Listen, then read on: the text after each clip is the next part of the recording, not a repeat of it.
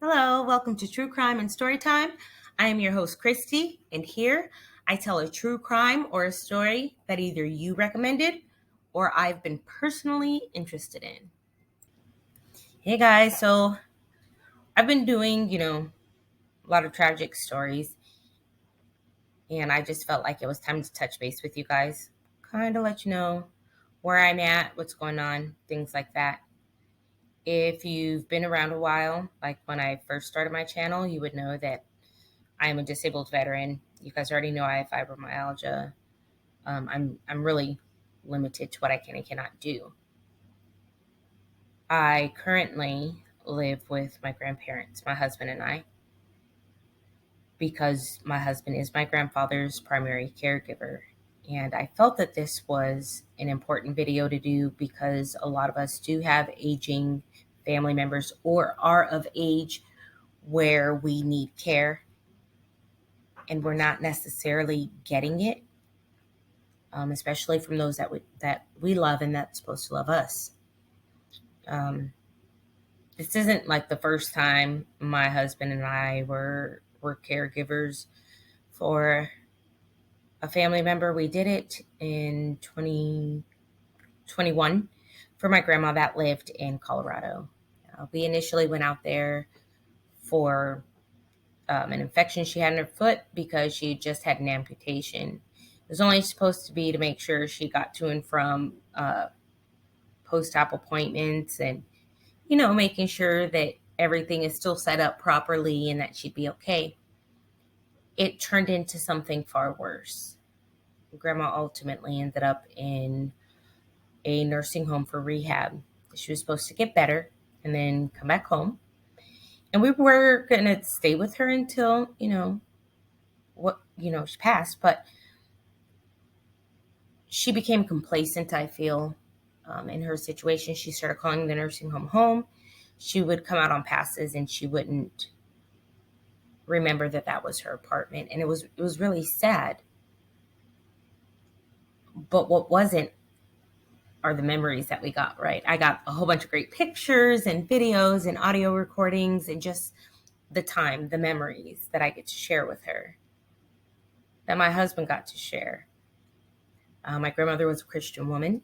I never heard her say a foul word until she decided to call a bus driver a hussy, except for she said whoosie, or when she told me to sit my black ass down because she couldn't get a hold of me, even though I had to show her she never even tried. And just sitting here thinking back on those things clearly brings a smile to my face. The woman was hilarious. Our aging family members, they need us. There's a system out here that is supposed to be designed to care for everybody, but I just don't think it is what it's supposed to be. And as a result, we end up with a number of people that are lost, that don't have care, that doesn't have family. And I think it's a really sad situation, and that we could all do better to be better human beings to these people, our elderly. Sorry, don't mean any disrespect to anyone. I don't know, I felt it was about time. Mostly because, like, you'll see my grandma in the background, or you'll hear the dogs bark, or my husband coming and going.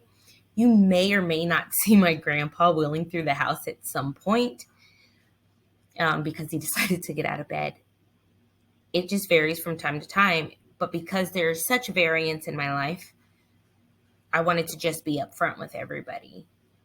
I'm the what you see is what you get kind of person. I'm not perfect. I don't have this recording thing down. There may be a lot of errors, a lot of mistakes, run on sentences, rambling, frustration, just all of the things. And it's because I want you guys to see the real. I don't want you to see somebody who's pretending to have their life all together, who can sit around and, tell a story perfectly. I can't do that. I don't know how. I don't have a script Most of what I do is based off of memory. And if I was on my phone, I would show you I literally have nothing around for me to read anything off of. I have a notebook right here that has notes for when I'm doing my research on cases. I try to memorize those notes and fill in the blanks with words that, I don't know, I guess sentences or to give more of an idea or description of what's actually going on. And that's literally the most that I do. I do get my things from multiple sources. So some of it may collide with something that you found, but you have to understand that even reporters say opposite things of one another, right? Um, so if I get it from one source and you got it from another source, it may not be the same thing. I definitely needed to address that. Particularly because that Darrell Brooks shindig debacle thing, where I found information about, him being diagnosed. Did you just hear my grandma? Okay, Grandma, we'll be out there in a second. This is what I'm talking about. I'm not going to edit. I'm not going to cut it out because I'm going to have these videos forever anyway, right? And to hear her voice or even see her in the background is pretty cool to me. Sorry, not sorry. But that whole debacle about, him being diagnosed at 12 years old with bipolar or, being suicidal, you can actually be diagnosed at bipolar at 12. It is not medical malpractice. For the person that said that, I'm sorry, but you are misinformed. Children are diagnosed with things as severe psychosis at a far younger age. Sorry.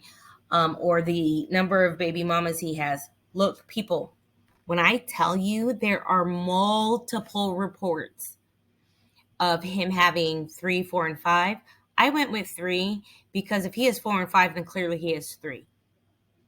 But it was just a whole lot of information that was put out there that kind of got twisted up and people wanted to correct. And I appreciate the corrections.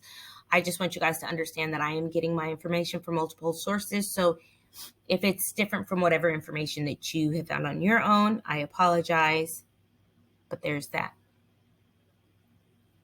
I've talked a lot about trying to be more consistent. I'm going to tell you guys I am being as consistent as I can be.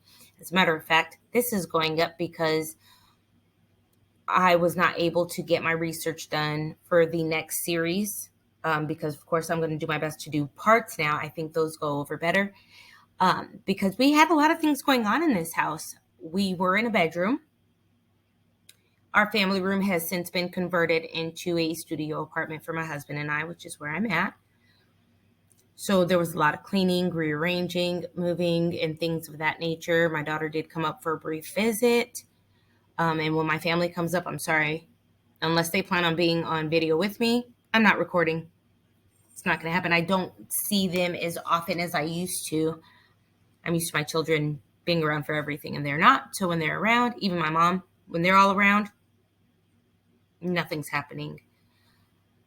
Let's see what else was there. I hope I talked about the dogs. I think I did.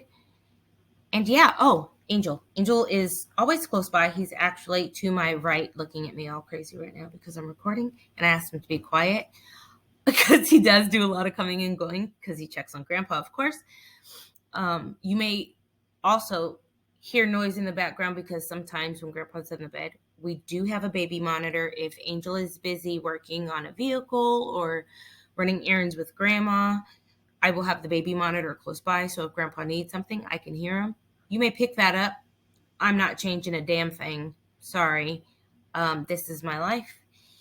And I do appreciate all the followers I have. You guys make me want to keep going. I'm not doing this to get famous or any weird thing like that. I'm doing this because I kind of like true crime. Also need a hobby. Knitting hurts my fingers, and anything else I love to do is kind of painful. So here we are. If you don't like it, you can just not follow. But I'm going to be me. I'm going to do my videos how I do them, and I pray that you guys stay.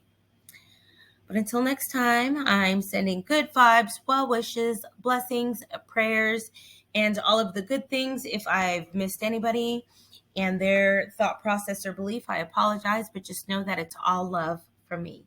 I'll see you guys in the next one.